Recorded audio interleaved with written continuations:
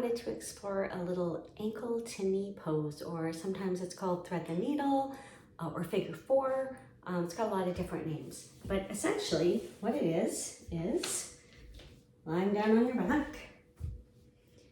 One leg comes up to 90. The leg rotates in the pelvis.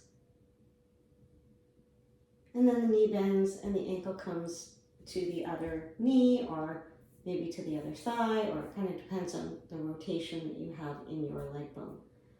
And what's the point? Well, the point is to explore rotation in the leg bone, because although we don't do this a lot, we do a lot of back and forth in our daily life, but the muscles that rotate our leg, and also if they take them side to side, help to support the leg bone as it moves front and back. So it's really important that we have that range of motion in all different planes. So some of the common things that can happen in this ankle to knee, especially because it's a movement we don't do often. So often there's not a lot of range there. In fact, I don't have a lot of range of rotation here. So what I often see is, first of all, circling, which is, I guess, rotation, but it's not the kind of rotation that I mean. It's like the rotation of the leg bone. Makes me think of a periscope. I've heard other people describe it as a crane, So that's one thing. The other thing is to notice if there's rocking in the pelvis. So often when there's a limitation here, it can manifest as, I don't know if you can see that well, movement in the hips.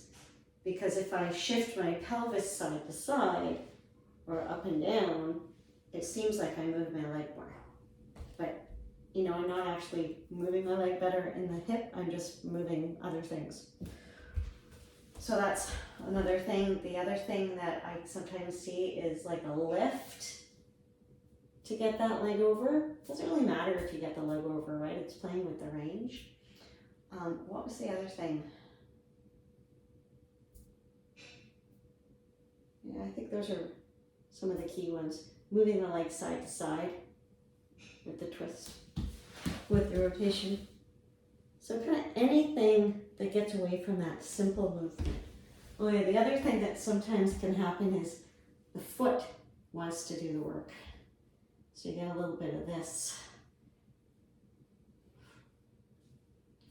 motion happening in the foot and ankle, or tightness in there, or sometimes there can be bracing. So basically, all you want to do is really think simply. Lifting the leg, pelvis stays quiet, rotate the leg in and out. Because internal rotation is important too. And then you'll rotate it externally, so your knee is kind of facing more away from you than towards you, and bend the knee, and just see, my ankle's not hitting my knee quite, because I don't have that much rotation. So I'm gonna move this leg out a little bit. Okay, I'm good now. So once I actually land my foot, I'm a little bit further so I'm a little bit more comfortable there. And now I can also think about rotating this leg bone away from me. And when I do that, I want to make sure that my hip flexors, that's here where the leg meets the hip, are nice and relaxed, and that I'm using my butt muscles. I'm going to switch sides so I can show that a little bit better. I'm using the muscles here to draw my leg away, so turn it out more, and then I'm just letting it relax.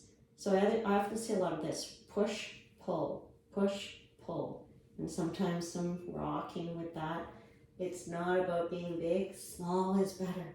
And I don't say that just because I'm a small person. Small is better. So nice, easy movement here. Relax to the hip flexors. Draw the leg away with these muscles here. And relax. And draw it away. And relax. All right.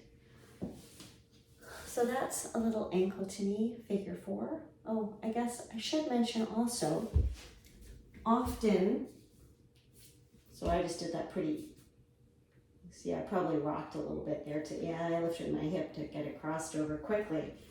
The other thing that we often do here is draw this leg in for a stretch. That's great, no problem. Here's what I might encourage you to do is think about bringing the leg in. And then maybe you take a hold of it or maybe use your strap. What I often see is this. And so now I've created a lot of tension in my upper body. I've also rounded my back into the mat, which has changed the relationship now of my legs and my pelvis. And then even if I roll back down, I don't know if you can see the kind of tension that is in my shoulders and my upper back, but I can sure feel it. So if I just bring the legs up, try and let the lower back stay just as it is. Maybe I hold the leg, maybe I use a strap. This leg can just relax. I don't need to straighten it up or do anything crazy with it. So again, I'm looking for the way that's sort of the least amount of effort, because I'm going to put in a lot of effort in my yoga practice, but I want the effort to go in the right place. I don't want to waste it all by, doing something extra with my leg that I don't need to, or, adding tension or stress in my upper body. All right. So there you go. There's some things to play around with. And after you play around with them, maybe have a little walk and see, well, have a little walk before and then a little walk after and see if things feel any different. Have fun playing with that.